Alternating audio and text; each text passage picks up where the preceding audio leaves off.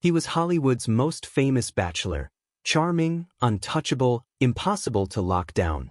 For 2 decades, George Clooney played by one rule: never fall in love too deep and never get married again. But when one woman walked into his life, that rule shattered. And what followed was the kind of transformation no one saw coming. Because the real story of George Clooney's love life isn't about playboys or fame. It's about why the man who had everything kept running from the one thing he wanted most. Before Amal, there were dozens. Actresses, models, waitresses, co-stars. All beautiful. All temporary. The press loved him for it. He wasn't the cheating type. He wasn't scandalous. He was just emotionally unavailable. And that made him iconic. He was the guy who'd take you to the Oscars and ghost you by Christmas. But it didn't start that way. It started with a woman he did marry long before the world was watching. Talia Balsam, an actress, his first wife, his first heartbreak. They married in 1989. It was fast, quiet, and ended in 4 years. Clooney would later say, "I definitely, wasn't someone who should have been married at that point." But Talia told a different story. Behind the scenes, George struggled with pressure, insecurity, distance.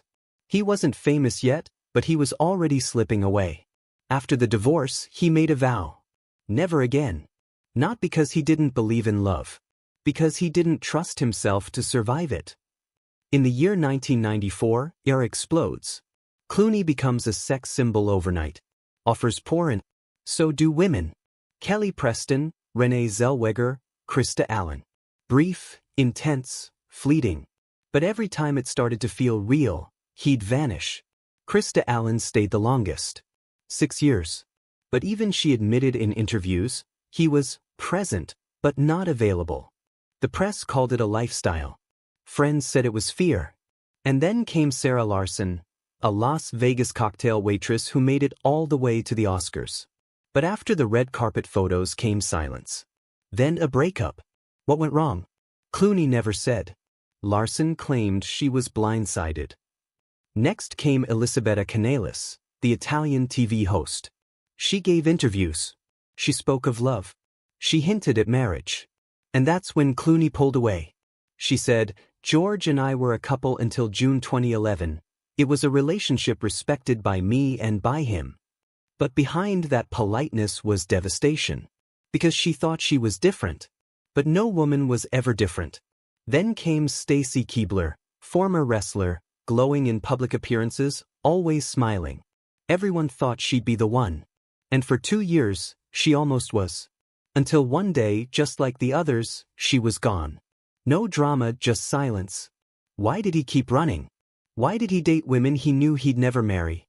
Some say it was control. Others say it was something much deeper, a man terrified of repeating his first mistake. Because while the world saw a silver-haired charmer in Armani suits, the real George Clooney was more private than people realized. He lived on a quiet estate in Lake Como. He avoided social media. He kept his family, his home, and his politics far from the women he dated. Love was a role he played well, but rarely off-camera. His best friends? Julia Roberts, Brad Pitt.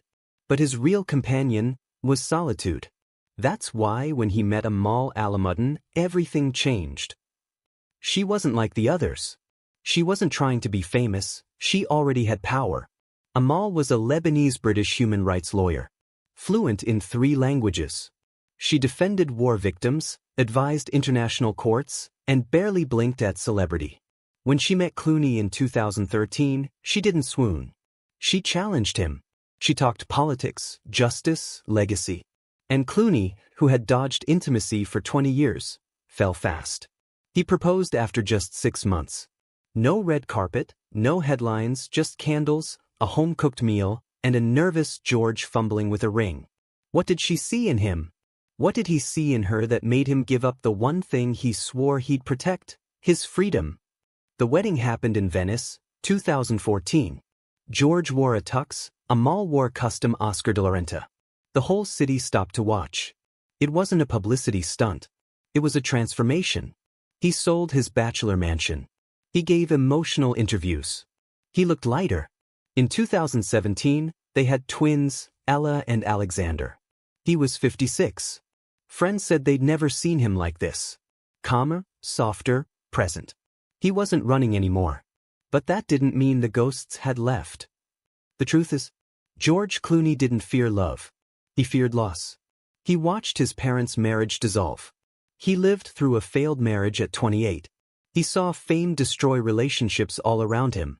So he built a wall. Date but don't love. Love but don't commit. And if you commit, make sure it's temporary. But Amal didn't ask him to be anyone new. She just didn't need him to be anyone at all. And in that, he finally found a kind of love he couldn't outrun. One that didn't threaten him.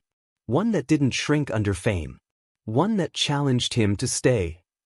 So why did George Clooney give it all up for one woman?